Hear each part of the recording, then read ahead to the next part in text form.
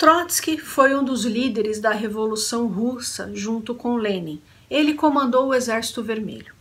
Quando Lenin morreu, houve um embate entre os principais líderes do Partido Bolchevique e Stalin acabou vencendo e se tornando o ditador da União Soviética.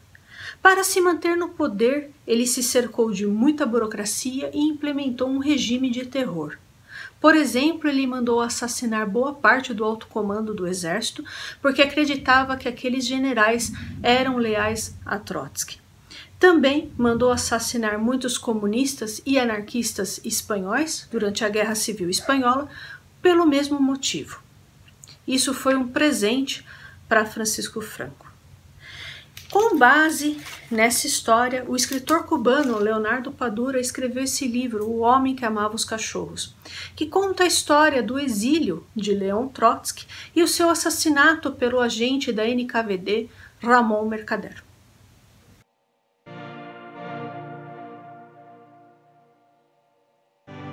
Oi pessoal, tudo bem? Eu sou Juliane e você está no canal Vai e Veja, por aqui eu falo a respeito de história e literatura.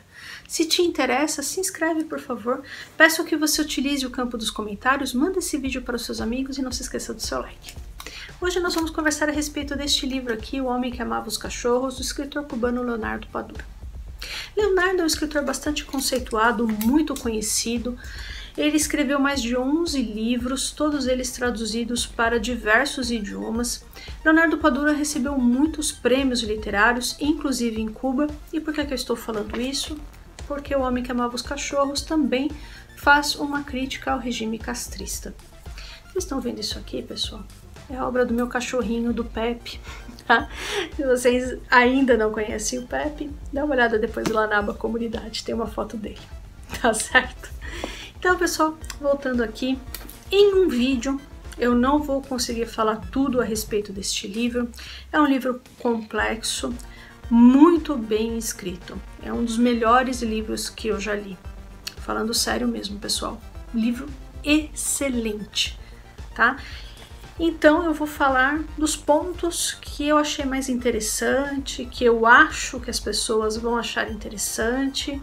Meu objetivo é fazer com que vocês leiam este livro, tá certo? Então eu espero convencer vocês aí a dar uma chance para O Homem que Amava os Cachorros, tá certo? E por gentileza, pessoal, quem já leu, deixa nos comentários o que vocês acharam, por favor, não se esqueça. Então, pessoal, Leonardo Padura, ele se baseou em fatos da vida do Trotsky no exílio e da vida do Ramon Mercader, que foi o agente da NKVD que assassinou Leon Trotsky. E ele cruza a vida desses dois personagens. Tá? Então o livro tem 3 personagens principais: o Trotsky, o Ramon Mercader e um escritor cubano chamado Iván Cárdenas. Tá certo? O Leonardo Padura, ele foi muito competente em não entrar no maniqueísmo. Então, ele não apresenta o Ramon Mercader como um personagem ruim, uma pessoa horrível, apesar de ser o assassino do Trotsky. A gente entende de onde ele partiu, né? Então, é um livro onde os personagens são muito bem construídos. Em compensação, o Trotsky, ele não aparece como um santo, como uma pessoa maravilhosa. Não, ele é um ser humano normal, como qualquer outro.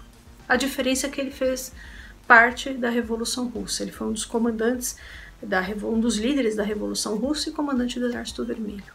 Né? Ele teve uma participação bastante importante na Revolução. Né? E ele foi perseguido sistematicamente por Stalin. Nem a família dele teve paz. Então o filho do Trotsky, o Leon Sedov, que estava na França, foi assassinado. O outro filho dele, o Sergei Sedov, foi assassinado num gulag. As 2 filhas mais velhas fizeram mal para elas mesmas quando elas souberam que os seus maridos também tinham sido assassinados. Os filhos delas foram assassinados. O único sobrevivente da família toda foi um neto do Trotsky, que inclusive morava com ele, filho da filha mais velha dele, que inclusive mora no México até hoje. Ele foi o único sobrevivente de uma família inteira, para vocês terem uma ideia. A primeira esposa do Trotsky também foi assassinada. Então Stalin, ele perseguia sistematicamente todos os seus adversários políticos, né? Ele mandava assassinar ou mandava para os gulags, promovia julgamentos falsos, torturava a pessoa fazendo com que elas assinassem confissões bizarras, né? Isso era muito comum. E por que o Trotsky ficou vivo tanto tempo? Porque as principais lideranças do partido bolchevique foram mortas assim, mais ou menos assim que Stalin assumiu. Então, porque ele precisava do Trotsky vivo para condenar as outras pessoas como trotskista. Enfim, pessoal, foi assim algo terrível, terrível mesmo. Inclusive Stalin, durante a Guerra Civil Espanhola, Stalin mandou assassinar vários dirigentes comunistas e anarquistas espanhóis, também acusados de trotskismo. E isso foi, né, claro, um presente para Francisco Franco, que enfraqueceu ainda mais a oposição a ele. Realmente, o Trotsky é destinado para cumprir exílio no Cazaquistão, depois na Turquia, França, Noruega. Aí ele é expulso da Noruega e consegue ir para o México, pois o Diego Rivera, que é o marido da Frida, que era marido da Frida Kahlo, conseguiu que o presidente do México, Lázaro Cárdenas, concedesse visto de exilado político para o Trotsky.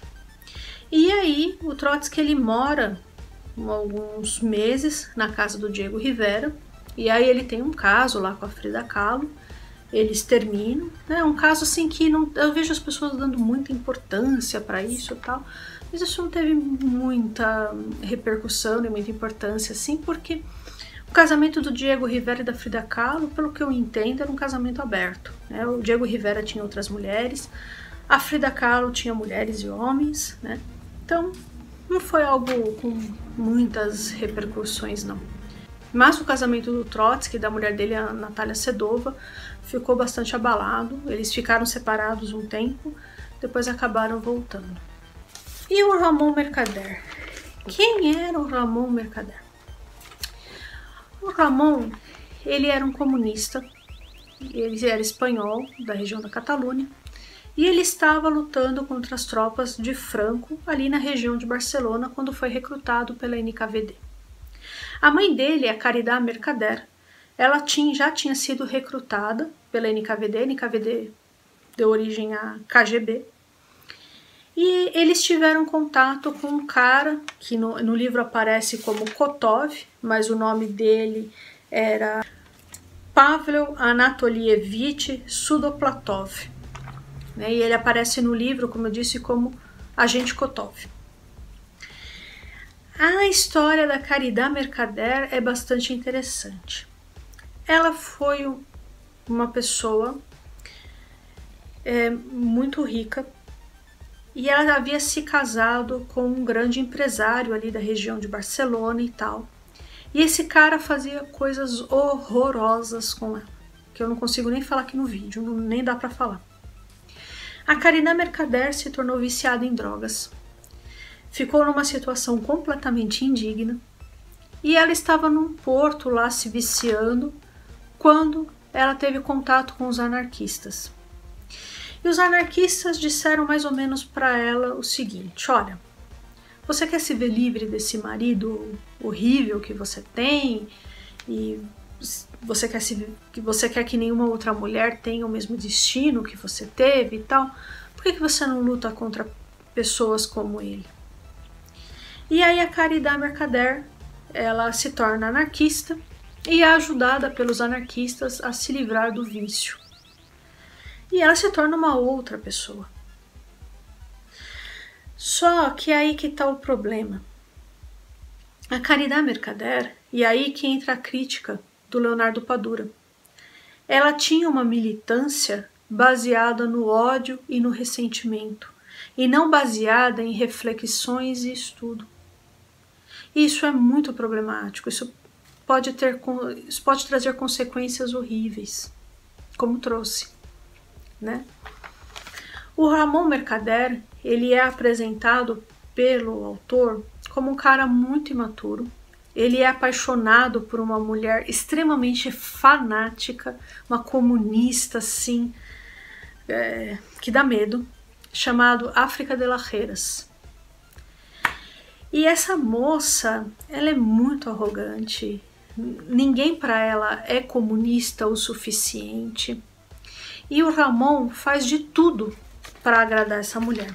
E aqui, deixa eu pegar para vocês, para mostrar como que o narrador apresenta a África. Mas a verdadeira paixão de África vinha à tona quando dissertava sobre o pensamento e a prática política de Joseph Stalin, o homem que conduzia a revolução bolchevique em direção à sua radiante consolidação. A devoção de África conseguiu contagiá-lo, por Ramon Mercader, não só com aquele ódio visceral por Trotsky, como também com a veneração por Stalin, sem que Ramon pudesse imaginar até onde tais paixões o levariam. Então eu não falei, mas o Trotsky, ele foi acusado de coisas muito bizarras por Stalin, de envenenar a água dos trabalhadores na União Soviética, de sabotar a industrialização, de estar negociando com Hitler, sendo que ele simbolizava tudo aquilo que Hitler mais odiava. Trotsky era judeu, comunista e soviético. Então, ou seja, tudo isso já foi provado que era mentira, né? Invenção.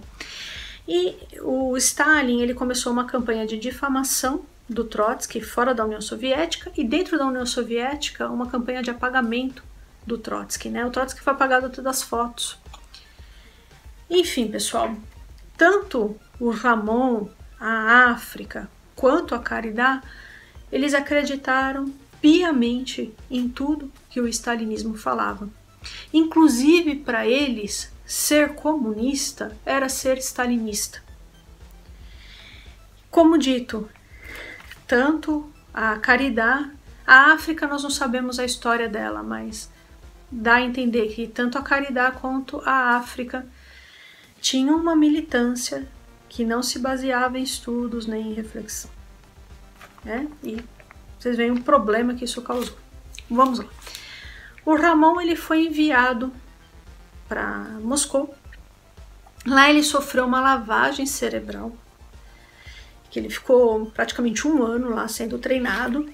E assim, gente, treinamentos terríveis, né? Então, tem uma parte do treinamento que o Kotov fala o seguinte pro Ramon: você tá vendo aquele mendigo ali? Mata ele. Aí o Ramon olha e não consegue matar o cara. Fica olhando assim, paralisado. Aí o Kotov fala: mata ele. Ele é trotskista. Ele não presta, mata esse cara. E o Ramon fica ali paralisado, não consegue. E aí o mendigo dá um chute no Ramon, porque o mendigo não era um mendigo, né, era um cara disfarçado. Isso foi uma das coisas, né, uma das partes do treinamento do Ramon Mercader.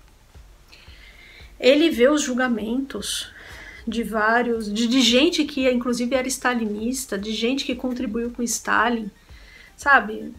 Enfim, ele vê uma série de coisas lá em Moscou, tem a mente dele lavada e se torna Jacques Monard, que era um belga, a identidade era de um belga, rico, filho de diplomatas, e a ideia era que o Ramon Mercader se aproximasse de uma moça chamada Sylvia Angelov, que era tradutora das obras do Trotsky, do russo para o inglês.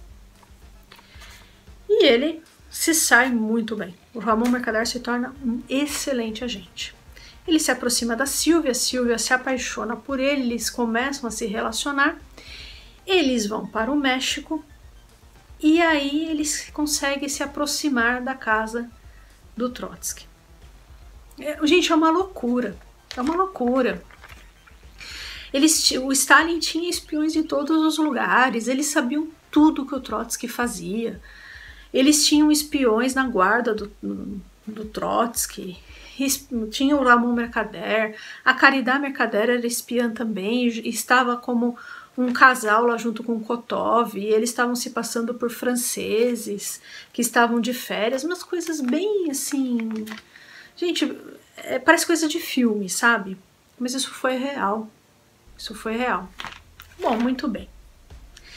E aí, aos poucos... Ah, e uma coisa interessante, o Ramon Mercader, que é o Jacques Monard, ele é um cara que não se interessa por política.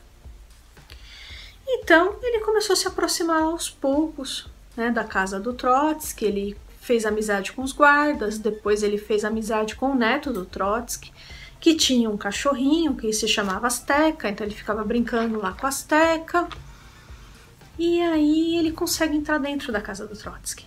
E aí ele faz amizade primeiro com a Natália Sedova, que era companheira do Trotsky, até que ele consegue fazer amizade com o Trotsky. O Trotsky era uma pessoa muito fechada, né? Ele era um cara, não era um cara de muitos amigos e tal, um cara muito aberto, assim. A Natália era uma pessoa mais simpática, o Trotsky não. Então ele tem um pouco de dificuldade de chegar perto do Trotsky. E uma coisa muito bizarra aconteceu. Isso também foi real.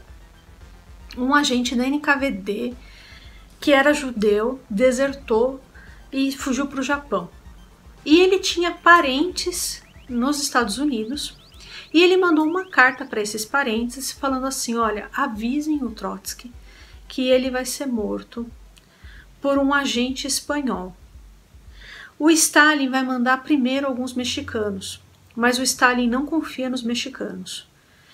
Quem de fato tem a missão de assassinar o Trotsky é um espanhol.